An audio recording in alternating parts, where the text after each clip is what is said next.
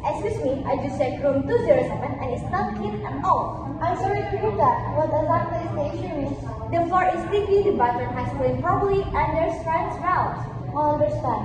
But unfortunately, all our rooms are currently booked. I see, but I can't really stay in this room. It's not hygienic.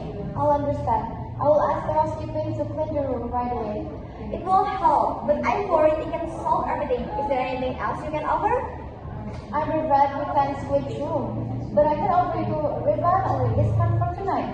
I appreciate for the offer, but I prefer a clean room over discount. I'll completely understand, miss.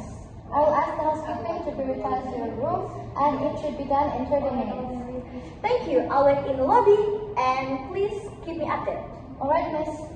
I will contact you or I will give you the information as soon as it's ready. Once again, I apologize for this inconvenience. Thank you. I hope it gets resolved soon. Thanks a lot, miss.